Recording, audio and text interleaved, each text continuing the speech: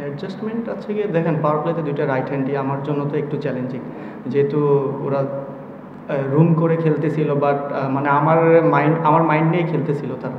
But যখন 5টা ফিল্ডারের বাইরে থাকে তখন তো একটু ভালো প্ল্যান করা যায়, বাট আমি ওই প্ল্যানটাই ট্রাই করার চেষ্টা করছি যে আমার স্ট্রেংথ যা ছিল আমি ওটার উপরেই গেছি। হ্যাঁ, দিন শেষে ভালো জায়গায় বল করছি, মিডিল ওভারে ভালো বল করাতে ওদের দেখা যাচ্ছে আরও 20-30 রান কম হয়েছে, বাট মিডিল ওভার অনেক ইম্পর্টেন্ট ছিল। বেসিক্যালি যদি আপনি বলেন যে পাওয়ার প্লে ওরা যেভাবে ইউজ করছে, আসলে যে কোনো টিমের জন্য এটা মানে শুধু মানে ভালো স্টার্ট বলবো না, অসম বলা যায় এক্ষেত্রে, কারণ 6 ওভারে অলমোস্ট 80 রান বা সামথিং। তো ওইখান থেকে ব্যাক করা হয়েছে এবং all credit goes to not only me, বলার সবাই ভালো বল করছে। আপনি যদি টু বি অনেস্ট আমারে কোশ্চেন করেন, কারণ সাইফুদ্দিন অন থাকে, রেগুলার না। তারপরে দেখা যাচ্ছে যে যেদিনকার ব্যাটাররা ভালো করে সেদিনরা টেলরা ব্যাটিং পায় না, তো ইন্টারন্যাশনাল ম্যাচে দেখা যাচ্ছে টেলদের অনেক দিন পরে পরে ব্যাটিং করতে হয়। যদি আমরা উপর থেকে অনেক ক্লাবস করি সেক্ষেত্রে হয়তো বা তাদেরকে আগায় নামতে হয়।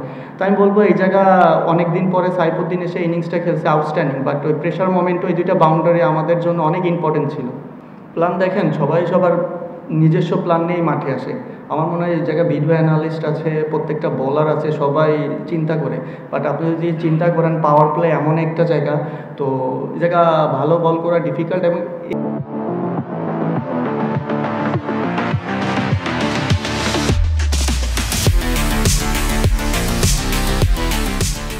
এই টাইপ কন্ডিশনে আর কি। তো হ্যাঁ, বলাররা আমি বলবো যে কামব্যাক করছে, এটা এক্সেপশনাল, যে আসলে এরকম একটা স্টার্টের পরে বলাররা যাবার কামব্যাক করছে, এটা হ্যান্ডস্টপ টু বলার। এটা এক্সপেক্টিংয়ের বিষয় না। দেখেন টি-20 খেলা যে কোনো সময় মোমেন্টাম চেঞ্জ হইতে পারে। ওরা যেমন 6 ওভারে 80 রান করে 1 উইকেট ছিল, পরে ওরা অত রান করতে পারে নাই, বাট ক্রিকেট এমন এনিথিং ক্যান। তো সবাই প্রিপেয়ার্ড থাকাটা খুব ইম্পর্টেন্ট আমার কাছে মনে হয়। না, এমন কোনো কথা হচ্ছিল না, যেহেতু বল টু বল খেললে আমরা একটা বাউন্ডারি হলেই জিতে যাবো, এমন কোনো কনভারসেশন হয়নি যে ক্রিটিক্যাল। নর্মাল যে একটা বাউন্ডারির খেলা ছিল। আসলে এই কোশ্চেনটা হয়তো বা আপনারা হেড কোচ দিতে পারবে, আমাদের ক্যাপ্টেন দিতে পারবে, আমাদের টিম সিলেকশন যারা আছে তারা দিতে পারবে। দেখেন আমার কাজ আছে খেলা। তো আপনি যেটা কোশ্চেন করছেন যে আমার জন্য ডিফিকাল্ট, আসলে সিম্পল আপনারও একটা আমি কোশ্চেন করি। আপনি যে চ্যানেলে চাকরি করেন, 1 মাস এই চ্যানেলে 1 মাস ওই চ্যানেলে চাকরি করলে অবশ্যই আপনার জন্য এটা কমফোর্টেবল না। সেম থিং আমার জন্য ডিফিকাল্ট, বাট চেষ্টা করতেছি।